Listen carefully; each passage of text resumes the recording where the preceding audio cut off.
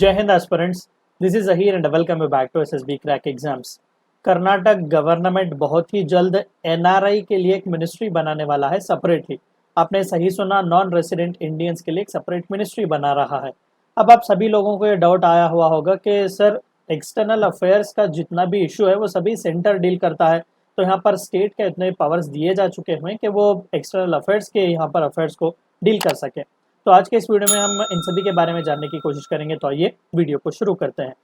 तो रिसेंटली दरअसल हुआ क्या कि कर्नाटक के होम मंत्री जो कि जी परमेश्वर जी हैं, उन्होंने वहाँ के विधान सौदा यानी कि लेजिस्लेटिव असेंबली में ये अनाउंसमेंट किया हुआ है कि उनकी सरकार बहुत ही जल्द एक सेपरेट मिनिस्ट्री बनाएगी, ताकि एनआरआईज जो खासकर कनाडिगास हैं यानी कि कर्नाटक से जो दूसरे देशों में जाकर जी रहे हैं, उन एनआरआईज के लिए हमने ऑलरेडी प्रॉमिस किया हुआ था अपने 2023 असेंबली इलेक्शंस के मैनिफेस्टो में कि हम इस तरीके की एक सेपरेट मिनिस्ट्री बनाएंगे। तो अभी हम बहुत ही जल्द उसे फुलफिल करने वाले हैं। अब ये प्रॉमिस विधान सौदा में किया किस लिए गया था? अब देखिए, विधान सौदा जो कि कर्नाटक का लेजिस्लेटिव असेंबली है, वहाँ पर स्पीकर हैं यूटी खादर। तो खादर जी ने चंद एनआरआईज को यहाँ पर इनविटेशन दिया हुआ था कि वो आए और विधान सौदा के प्रोसीडिंग्स कैसे हो सकते हैं या फिर कैसे चलते हैं उसके बारे में देखें, यानी कि एज एज गेस्ट उन्हें बुलाया हुआ था कि देखो कि प्रोसीडिंग्स हमारे कैसे चलते हैं। तो इसी बीच होम मंत्री जी ने ये अनाउंसमेंट किया हुआ था कि कई सारे जो कनाडिगास जो दूसरे शहरों में जाकर दूसरे कंट्रीज में जाकर रह रहे हैं, उनके लिए सेपरेट एक मिनिस्ट्री बनाई जाएगी। अब करंटली जो जितने प्रवासी भारतीय हैं वो ज़्यादातर USA, UK, Canada, Australia, Singapore और कई सारे वेस्टर्न एशियन कंट्रीज में भी हमें देखने को मिल रहे हैं।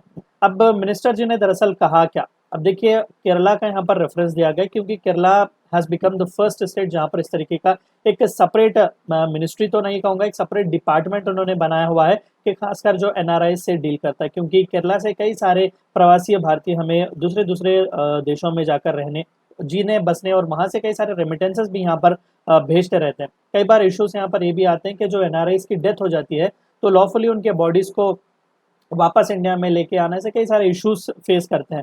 सो बिकॉज ऑफ दैट यहाँ पर कर्नाटक के होम मंत्री जी ने भी यही कहा कि हमारा पर्पस भी यही है कि हमारे जितने भी एनआरएस हैं जो रेमिटेंसेस वगैरह के द्वारा हमारे स्टेट के लिए और हमारे कंट्री के लिए जो कंट्रीब्यूट कर रहे हैं, वो जब बाहर फॉरेन में जी रहे हैं उन्हें किसी भी तरीके का प्रॉब्लम ना आए। अगर कोई भी प्रॉब्लम आए तो वहाँ पर हमारी सरकार या देश की सरकार उसे सॉल्व करने में उनकी मदद करे। तो केरला का रेफरेंस यहाँ पर दिया गया है और सिमिलरली लॉ के हिसाब से ही सभी चीज़ें होंगी और जो कुछ भी प्रोमिसेस मैनिफेस्टो में कांग्रेस ने दिए हुए थे वो सभी को फुलफिल करने की कोशिश करेंगे।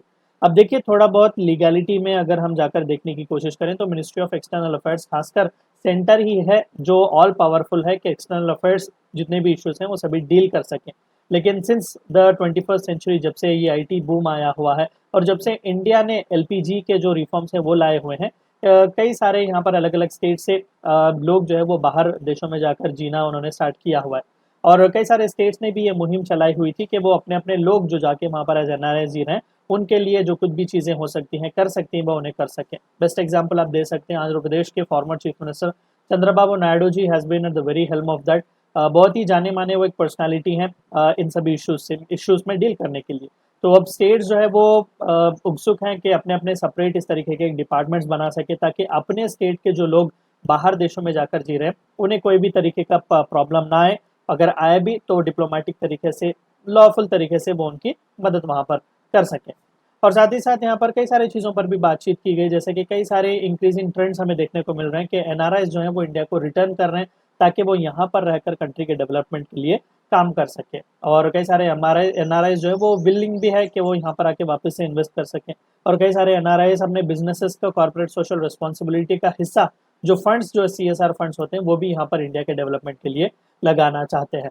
और इसी के चलते ये भी क्लैरिफिकेशन दिया गया था कि 2008 में पहली बार कर्नाटक सरकार ने ऑलरेडी एक सेपरेट एनआरआई फोरम रखा हुआ था, खासकर एनआरआईज के इश्यूज के कंसर्न से डील करने के लिए। और करंट सरकार ने डॉक्टर आरती कृष्णा को अपॉइंट किया हुआ है as deputy chairman of that NRI forum. Congress के एमएलए अशोक कुमार राय ने तो यहाँ तक कहा कि भाई हमें एक सेपरेट बोर्ड ही रखना चाहिए for the welfare of NRIs from the state. तो अभी वेट करके देखना पड़ेगा कि कितनी जल्दी काम यहाँ पर होगा और कितना सक्सेसफुली ये कर्नाटक सरकार का एनआरआई डिपार्टमेंट चलेगा, क्योंकि ऑलरेडी केरला सरकार बहुत ही सक्सेसफुली से चला रही है। Even couple of months back भी हमने देखा कि इवन तेलंगाना की सरकार भी वहाँ पर जो आईटी मिनिस्टर थे केटीआर, उन्होंने भी इस तरीके के प्रॉमिसेस किए हुए थे। तो ये थी चंद बातें आपको इस वीडियो में जाननी थी। वीडियो को एंड करने से पहले आप सभी को एक और बार याद दिला दूं कि एसएसबी क्रैक एग्जाम्स के पास एसएसबी इंटरव्यू से related full fledge online course available है। हर महीने इसके नए बैचेस स्टार्ट होते हैं। अपने फ्रेंड्स के साथ भी इन्फॉर्मेशन शेयर कीजिएगा। We also provide you courses like NDA, CDS, AFCAT and warrior. Return is a code which you should use so that you get 10% discount. Meet you next time. Until then, stay healthy, stay safe. Thank you for watching my video. जय हिंद। अगर आप एक defence aspirant हैं और SSB interview, NDA, CDS, AFCAT जैसे exams के लिए prepare कर रहे हैं तो आप एसएसबी क्रैक एग्जाम्स के कोर्स को चेक करना ना भूलें। आप हमारी लर्निंग एप्लीकेशन को गूगल प्ले स्टोर से भी डाउनलोड कर सकते हैं।